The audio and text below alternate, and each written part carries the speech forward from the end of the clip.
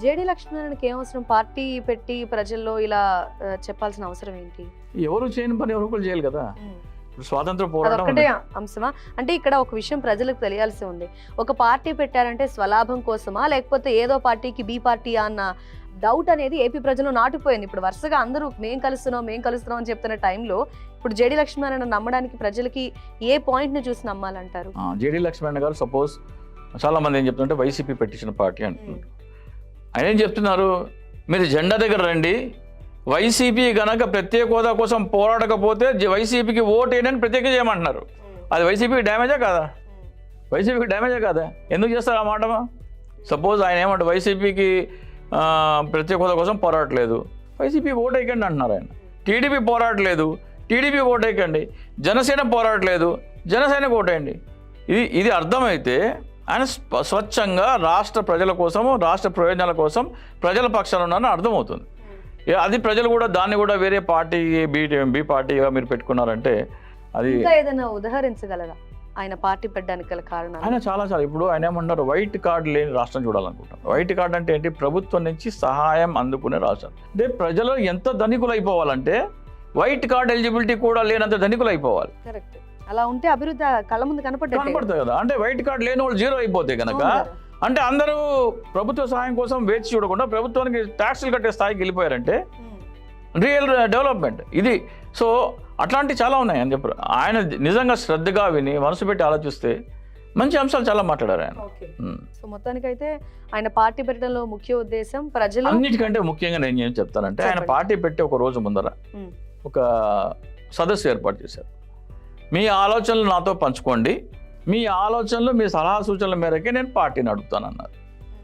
ఏ రాజకీయ నాయకుడు అలా మాట్లాడలేదు కదా. మీకేం కావాలో చెప్పండి, మీ అవసరాలు న్యాయబద్ధమే అయినట్టయితే. అంటే నేను ఎవరినో వెళ్ళి మర్డర్ చేస్తాను అని అటువంటి సలహాలు ఎవరు తీసుకోరు. ప్రజల కోసమే కాబట్టి ఆ సదస్సు పెట్టి మీరు అడిగిని చేస్తానని, మీరు అడిగినే మీ అవసరాల మేరకు ఎలా చేయాలి అని, దానికి ఆయనకున్న ఆలోచన, ఆయనకున్న అనుభవము అవన్నీ జోడించి అది ఎలా సాధించాలి అనేది చెప్తున్నారు. ఇక్కడ ఒక ప్రశ్న, ఏపీలో ప్రతి ఒక్కళ్ళు రాజకీయం చేయడానికి రాజకీయాల్లోకి వస్తున్నారు, కానీ ప్రజల కోసం వచ్చిన వాళ్ళు రాజకీయం చేయకపోతే రాజకీయ నేతలు నిలబడే అవకాశాలు లేవు అనేది ఒక పాయింట్ ఉంది కదా. మరి ఎలా ప్రజల్లోకి వెళ్ళాలన్నా, పోనీ రాజకీయం చేయకుండా ప్రజల్లో ఉండాలన్నా ఏంటి? మరి దానికి కూడా సమాధానం చెప్పారు ప్రసంగంలో. అంటే మేము రాజకీయం చేయడానికి లేదు, మాది రాజనీతి పార్టీ. రాజనీతి అంటే ప్రజల పట్ల రాజధర్మం, ప్రజల పట్ల మీ కర్తవ్యాన్ని నిర్వర్తించడానికి రాజనీతి అంటారు. రాజకీయం చేయటం అంటే స్వలాభం కోసం చేసేది రాజకీయం. సో దాంట్లో ఆయన కూడా దాన్ని కూడా చెప్పారు. ఆయన నేను రాజకీయం చేయడానికి రాలేదు, నేను రాజనీతి చూపించడానికి వచ్చాను, రాజధర్మం పాటించడానికి వచ్చానని చెప్పారు ఆయన. సో ఆయన స్వలాభం కోసం ఏం చేయట్లేదు. స్వలాభం కోసం చేయాలంటే ఏదైనా పార్టీతో టైఅప్ పెట్టుకొని ఓట్లు చీల్చడానికి అయితే ఒక రకంగా మాట్లాడతారు, ఓట్లు చీల్చకుండా ఉండడానికి అయితే ఒక రకంగా మాట్లాడతారు. ఇప్పుడు ఆయన చెప్పే మెయిన్ కాన్సెప్ట్, మెయిన్ పోరాటము ఈ ఎన్నికలకి ప్రధాన అంశంగా ప్రజలు గనక 26 జనవరి రోజున ఆంధ్రప్రదేశ్లో ఉన్న ఒక 10 లక్షల మంది, కేవలం ఒక 10 లక్షల మంది గనక వచ్చి ప్రతిజ్ఞ చేస్తే జేడీ లక్ష్మీనారాయణ గారు ఆటోమేటిక్గా మార్పు తీసుకొచ్చిన వ్యక్తి అవుతారు. అంటే ఇప్పుడు మనం మాట్లాడుకున్నట్టు ఒక వేకెన్సీ ఉంది. ప్రత్యేక హోదా గురించి పోరాడే వాళ్ళల్లో ఇక్కడ ఎవరు కూడా రెడీగా లేని టైంలో ఆ వేకెన్సీని లక్ష్మీనారాయణ ఫిల్ చేశారు అనేది మనం ఎగ్జాక్ట్ పాయింట్ గా చెప్పుకోవచ్చా? ప్రజలు అంటే ఒకవేళ ప్రజలు కూడా దాన్ని నమ్మినట్టయితే ఈ వేకెన్సీని ఫిల్ చేసే వ్యక్తిగా లక్ష్మీనారాయణ అని చెప్పుకోవచ్చు. డెఫినెట్గా ఒకవేళ గనక ప్రజలు, నేను చెప్తున్నాను, 10 లక్షల మంది కనుక రోడ్ల మీదకి వచ్చి ప్రతిజ్ఞ చేస్తే జేడీ లక్ష్మీనారాయణ గారు ఆంధ్రప్రదేశ్ దిశ మార్చిన ఒక నేత. అంటే ఫాదర్ ఆఫ్ నేషన్ అని గాంధీజీని అంటాము, నెహ్రూ గారినేమో మోడర్న్ నేషన్ బిల్డ్ చేసిన వ్యక్తి అంటాం కదా. సో న్యూ ఆంధ్రప్రదేశ్ని బిల్డ్ చేసిన ఒక వ్యక్తిగా జేడీ లక్ష్మీనారాయణ గారు 10 లక్షల మంది కనుక వస్తే ప్రజలు కనుక వాళ్ళ ప్రయోజనాలు కోసం రాజకీయ అంటే ఇప్పుడు చాలా మంది ప్రజలు ఏమనుకుంటారంటే, మనం సోషల్ మీడియాలో చూస్తూ ఉంటాము, నాకు జగన్మోహన్ రెడ్డి ముఖ్యమంత్రి కావాలి, నాకు చంద్రబాబు నాయుడు ముఖ్యమంత్రి కావాలి, నాకు పవన్ కళ్యాణ్ ముఖ్యమంత్రి కావాలి, నాకేం కావాలి ఎవడు అడగట్లా. ఇదేమైపోయిందంటే ఒక కోడి పందాలు అనుకున్న వాళ్ళు సోషల్ మీడియాలో కాకుండా మిగతా ఉన్నారని ఒక 10% పీపుల్ ఉండొచ్చు. కోడి పందాలు ఉంటాయి, కోడి పందాలు ఉంటే కోడి పందాలు ఆడిస్తారు. ఒక కోడి చస్తుంది, ఒక కోడి బతుకుతుంది. కానీ 2 కోళ్ళ ఫేట్ ఏంటి? ఇంటికి వెళ్ళినా కూర వండుకొని తింటామే. ఏ కోడ్ ఏదైనా సరే ఇది కాస్త ముందు జరిగిపోతుంది, తర్వాత ఇంకోటి తర్వాత వస్తుంది. కానీ వాటి ఫేట్ ఏంటి? సో దాని మీద కాకుండా నా కోడి గెలవాలనే ఆ పిచ్చిలోంచి బయటకు వచ్చి నేను బాగుపడాలి, నా పిల్లలు బాగుపడాలి, నా రాష్ట్రం బాగుపడాలి అనేది ఆలోచనలో రావాలనేదే మెయిన్ కాన్సెప్ట్. ఇప్పుడు ఈ అంశం గురించి మనం మాట్లాడుకుందాం. ఒక 2 సంవత్సరాల క్రితమో సంవత్సరంన్నర క్రితమో ఆల్రెడీ ఒక పార్టీ పెట్టి ఆ పార్టీ ఎలక్షన్స్ టైం వస్తున్నప్పటికీ కూడా ఉందో లేదో తెలియని పరిస్థితి ఏపీలో నెలకొంది. ఇప్పుడు జేడీ లక్ష్మీనారాయణ ఆయన పార్టీ పెడతారు, రైతుల గురించి పార్టీ పెడుతున్నా అని ఒక వ్యక్తి రావడం, పార్టీ పెట్టడం జస్ట్ వచ్చి వెళ్ళిపోయింది.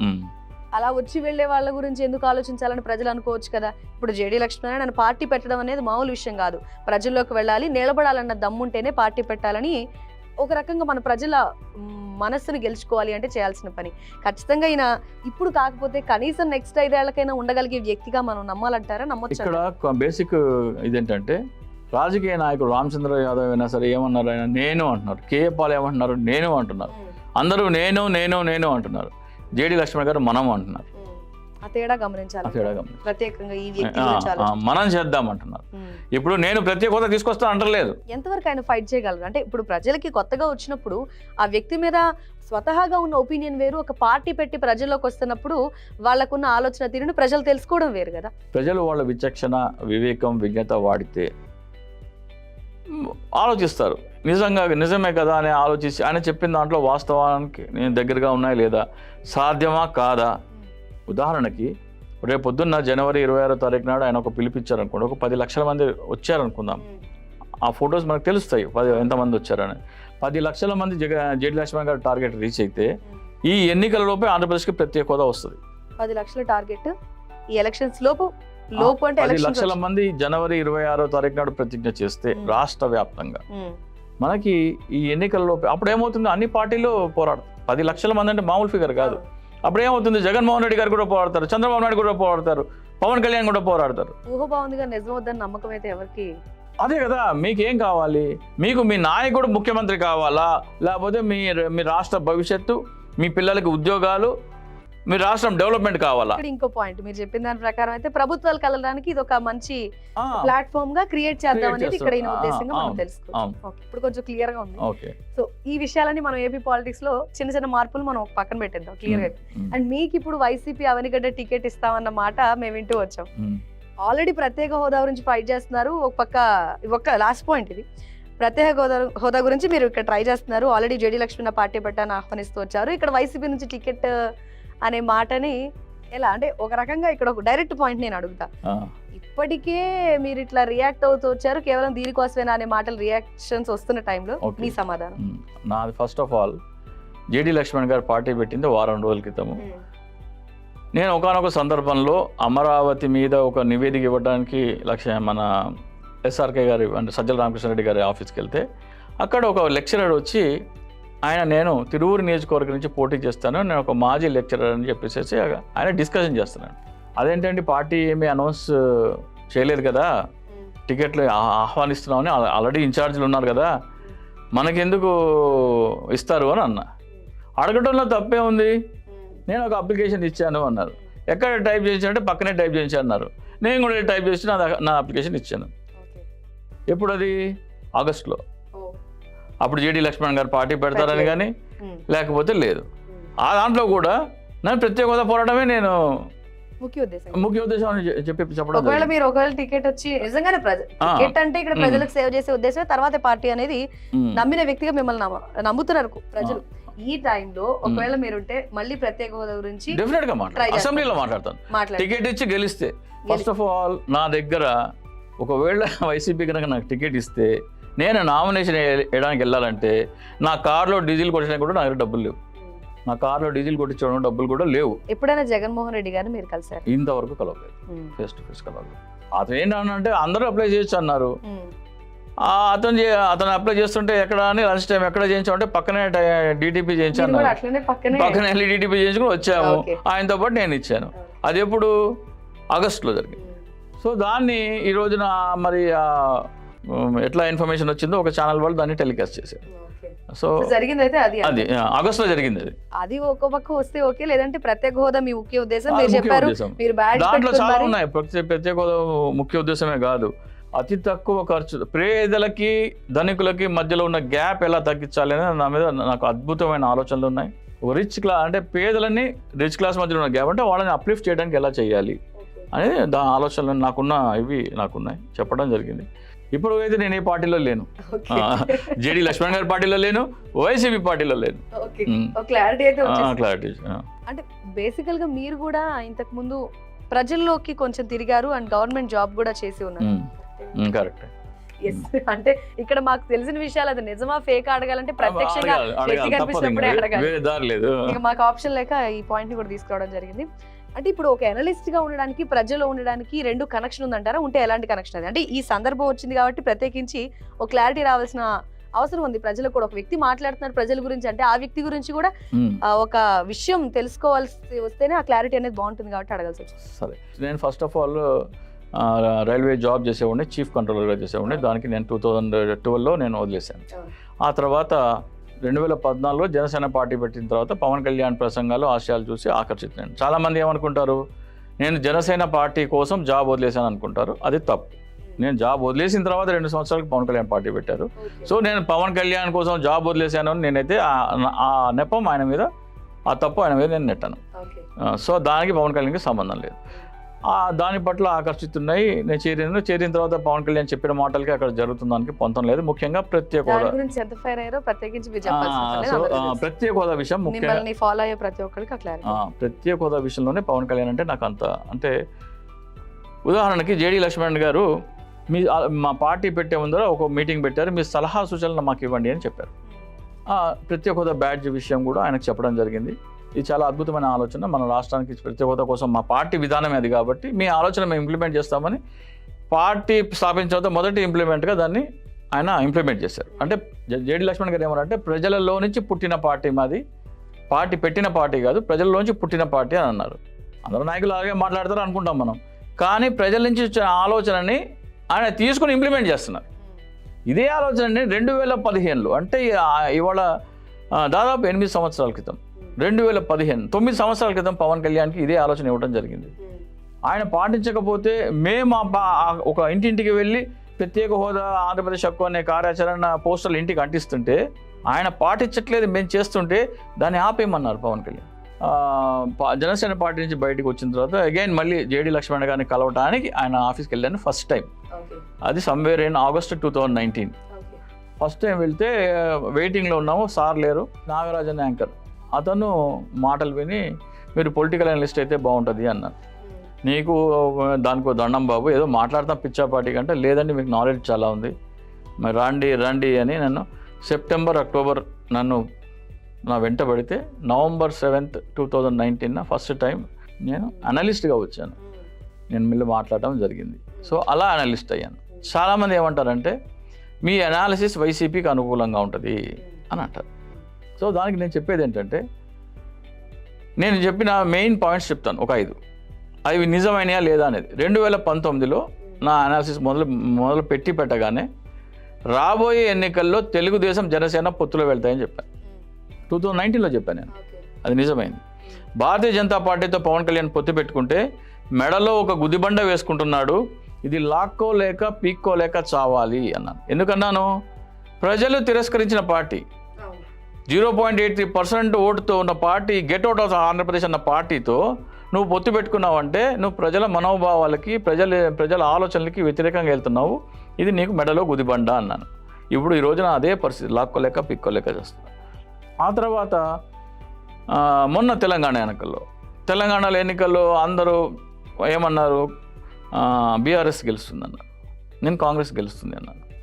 ఇలా నేను చెప్పిన అనాలిసిస్ వాస్తవాలకి దగ్గరగా ఉందా లేదా అనేది చూడాలి, కానీ మాకు అనుకూలంగా లేదా అని చూస్తే కష్టం. ఇదే మీరు ఇప్పుడు వరుసగా పాయింట్స్ చెప్తున్నారు. మరి ఏపీలో ఎలా ఉండబోతుంది అనే పాయింట్ ఇప్పటికే డిస్కస్ చేశారు. ఇలా గెలిచే పార్టీ ఎవరంటే డైరెక్ట్ చెప్పాలంటే ఏపీలో గెలిచే పార్టీ అవకాశాలు ఇప్పుడున్న పరిస్థితిలో చూస్తే వైసీపీకి ఎడ్జ్ ఉంది ఇప్పుడున్న పరిస్థితిలో. అంటే ఇక్కడ వైసీపీ గెలవడం ఇదే పాయింట్ లో సబ్ పాయింట్ అనుకోండి, సంక్షేమ పథకాల ప్రజల్లోకి దగ్గరగా ఉంటామా అంటే ఎస్పెషల్లీ నాడు నేడు అనేది అండ్ వైద్యం. నాడు నేడు అయితే ఎక్స్ట్రాఆర్డినరీ. అంటే ఒక ప్రభుత్వ పాఠశాలలో చదివే పిల్లలని అంతర్జాతీయ వేదికల మీద మాట్లాడించడం అనేది, ఆ స్థాయికి తీసుకెళ్ళటం అనేది నాట్ ఓన్లీ వాళ్ళ ట్రైనింగ్ కాదు, వాళ్ళకు మోరల్ కాన్ఫిడెన్స్ ఇవ్వడం అనేది మామూలు విషయం కాదు. ఆ పిల్లల్ని చూసిన తర్వాత ఈ రోజున 5-8 మంది వెళ్ళారు, 8,000 మంది తయారవుతారు. ప్రభుత్వ పాఠశాలలో చదివే వాళ్ళు కూడా అంతర్జాతీయ వేదికల మీద మాట్లాడేంత ప్రతిభ ఉన్నది అని ప్రభుత్వ పేద పిల్లల్లో ఆ కాన్ఫిడెన్స్ నింపి, అది మామూలు విషయం కాదు.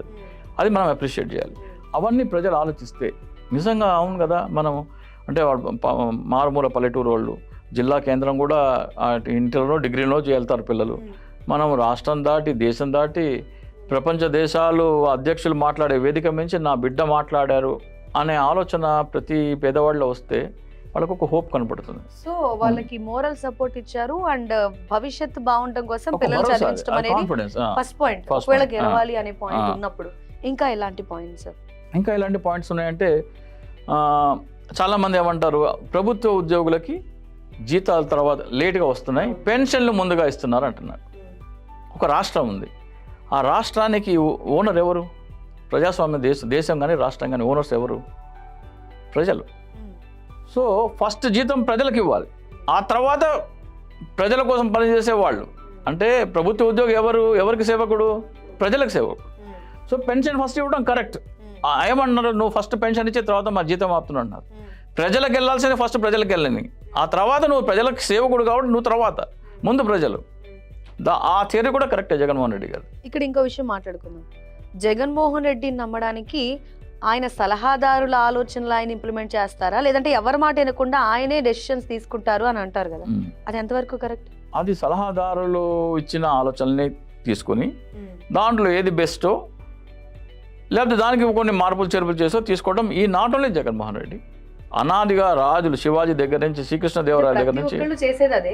ఇక్కడ జగన్ మొండి, ఎవరి మాట వినరు, నిరంకుశ పాలన నడిపిస్తాడు అంటే ఎవరి మాట వినకుండా ఆయన స్వతహాగా డెసిషన్స్ తీసుకుంటారనే పాయింట్ వచ్చినప్పుడు మీకు తెలిసింది. ఇప్పుడు ఫర్ ఎగ్జాంపుల్ కరోనా వచ్చింది. కరోనా వచ్చినప్పుడు నాకు తెలిసిన సమాచారం చెప్తున్నాను. సలహాదారులందరూ సంక్షేమ పథకాలు ఆపేసేయండి 2 సంవత్సరాలు అన్నారు. చచ్చినా ఒక్కళ్ళకు కూడా ఆగడానికి వీల్లేదు అన్నారు. అది మొండిగా కనపడచ్చు, మూర్ఖంగా కనపడవచ్చు, కానీ ఆయన ఇవ్వాలనుకున్నాడు, ఇచ్చాడు. మిగతా పనులు లేట్ అయ్యిండొచ్చు. ఆయన ఏమన్నాడు, కరోనా టైంలోనే పెద్ద పెద్ద ధనికులకే వ్యాపారాలు లేక వాళ్ళు ఇంట్లో కూర్చున్నారు, పెన్షన్ మీద ఆధారపడే వాళ్ళకి పెన్షన్ ఆపేస్తే వాళ్ళు ఎలా బతుకుతారు అన్నాడు. హీఈస్ వే.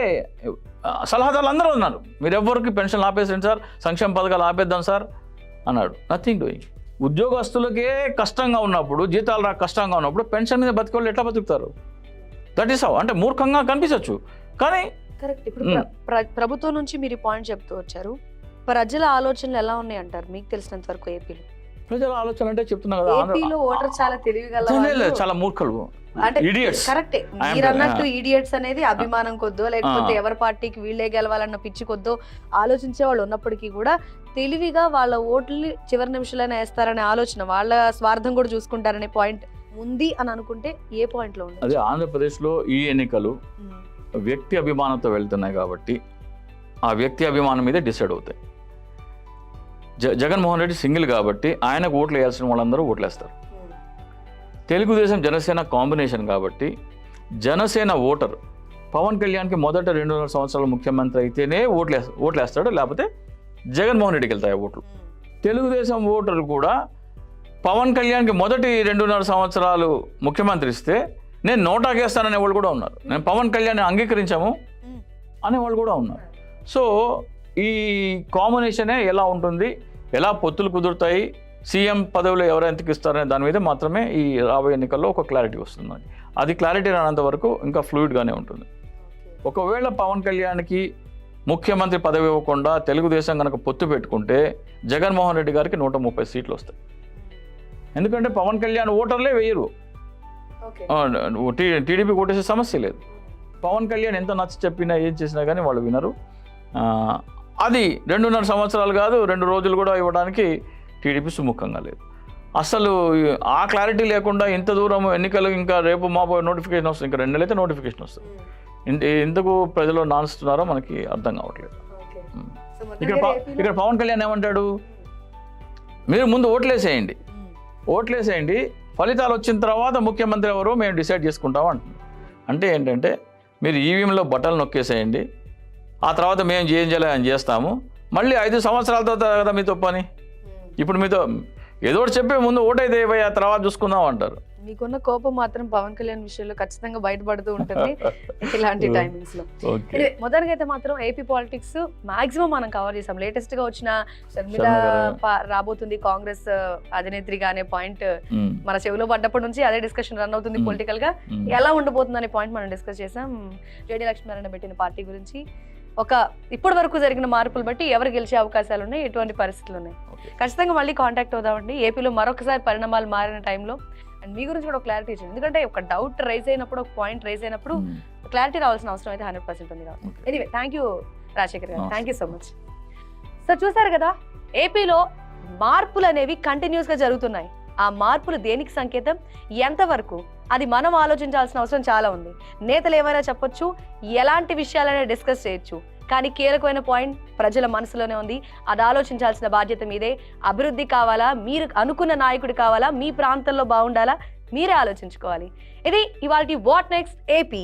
Keep watching BRK news.